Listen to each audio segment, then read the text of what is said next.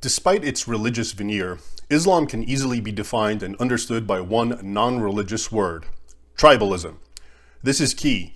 The entire appeal of Muhammad's call to the Arabs of his time lay in its perfect compatibility with their tribal mores, three in particular: loyalty to one's tribe, enmity for other tribes, and raids on the latter to enrich and empower the former.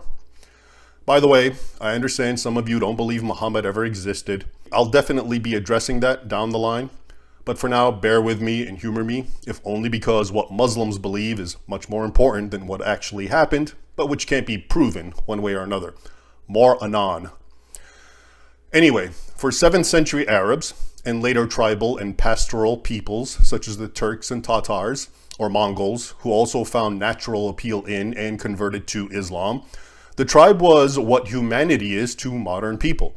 To be part of the tribe was to be treated humanely. To be outside the tribe was to be treated inhumanely. Period.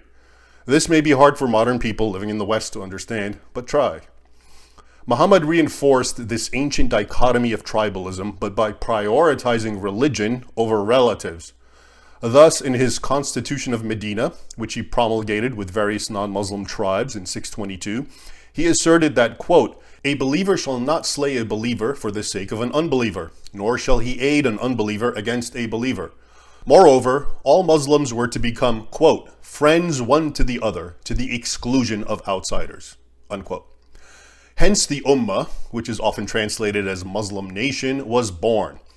Etymologically connected to the word mother, the Ummah came to signify the Islamic supertribe, a sort of universal tribe that transcends racial, national, and linguistic barriers, encompassing any and all who identify as Muslims. And its natural enemies remained everyone outside of it. Again, this is basic tribalism 1.0, though as mentioned with a religious covering or veneer. Or consider the Islamic doctrine of al-wala wal-bara, which I talk about often, which is translated as loyalty and enmity or love and hate. Muhammad preached it, and the Quran commands it. Taken together, for example, Quran 58:22 and 64 call on all Muslims to renounce and disown their non-Muslim relatives, quote, even if they be their fathers, their sons, their brothers, or their nearest kindred, end quote, and to feel only enmity and hatred for them until they believe in Allah alone, that is, until they become Muslim. Check out those verses sometime, assuming your English Quran translation is an honest one. Anyway, those two verses, Quran 58:22 and 64, are referring to a number of Muhammad's close companions who, according to Islamic history, renounced and eventually slaughtered their own non-Muslim relatives as a show of their loyalty to Allah, Muhammad, and the believers. One slew his father, another his brother, a third, Abu Bakr, the first righteous caliph, tried to slay his own son, and Omar, the second righteous caliph, slaughtered several of his relatives. For more on al-wala wal-bara, see my 60-page translation of Dr. Ayman al-Zawahri's treatise on this doctrine in my 2007 book, The Al-Qaeda Reader.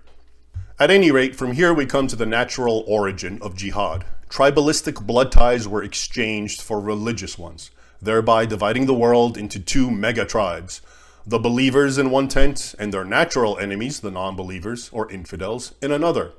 And as we've seen, the essence of tribalism is warring and preying on other tribes in order to empower your own. This dichotomized worldview is actually enshrined in Islamic law or Sharia's mandate that Dar al-Islam, the abode of Islam or the world of Islam, must battle Dar al-Kufr, the abode of non-Islam, in perpetuity until the former subjugates the latter. In, for example, the Encyclopedia of Islam, we read under the entry for jihad that, quote, "The spread of Islam by arms is a religious duty upon Muslims in general. Jihad must continue to be done until the whole world is under the rule of Islam. Islam must completely be made over before the doctrine of jihad can be eliminated." In other words, the doctrine of jihad, warfare on the other, is so pivotal to Islam that without it, Islam ceases to be. Islam's apotheosis or deification of tribalism also explains why tribal societies other than the Arabs also gravitated to and found Islam appealing. Consider the Turkic people's oldest epic, the Book of Dedi Korkut. Although newly converted to Islam, the Turks of this epic regularly engage in pagan practices banned by Islam. They eat horse meat, drink wine and other fermented drinks, and their women are, in comparison to Muslim women, relatively free and independent. It's only in the context of raids on the other, on the infidel, a smooth and easy transition from raids on the tribal outsider, that Islam finally becomes evident in their lives. Here, for example, is a typical pre-battle boast from the Turks of the epic. I shall raid the bloody infidel's land. I shall cut off heads and spill blood. I shall make the infidel vomit blood.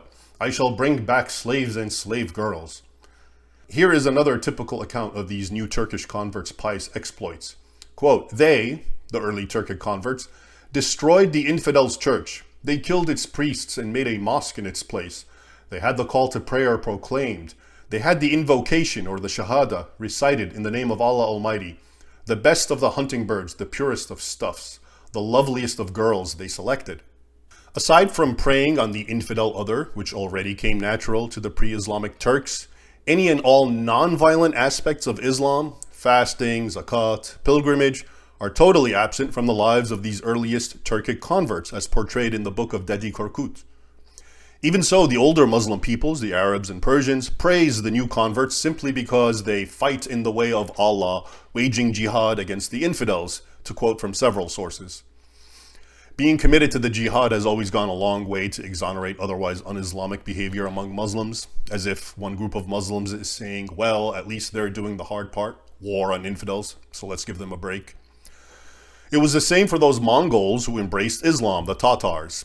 As the Dominican friar Ricoldo, who died in 1320 and who spent about a decade in the Muslim world, once observed, Tatars had adopted Islam because it was the easy religion, as Christianity was the hard one. In other words, whereas Islam complemented their pre-existing tribal way of living, including by giving them license to prey on all outsiders, Christianity only challenged it. So it is that Muhammad's most enduring contribution to world history is that in repackaging the tribal mores of 7th century Arabia through a theological paradigm, he also deified tribalism into a sort of hyper-tribalism, causing it to outlive its historic setting and dramatically spill into the modern era. Hence the notorious resistance to assimilation in the West, the creation of enclaves and clannish no-go zones in Europe, and the constant flare-outs of hate crimes and terrorism.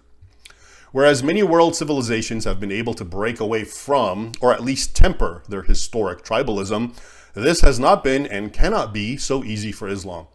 For Muslims to break away from tribalism is for them to break away from Allah's laws. Laws which, as seen, are logical and gratifying, at least from a primordial, or if you like, primitive point of view.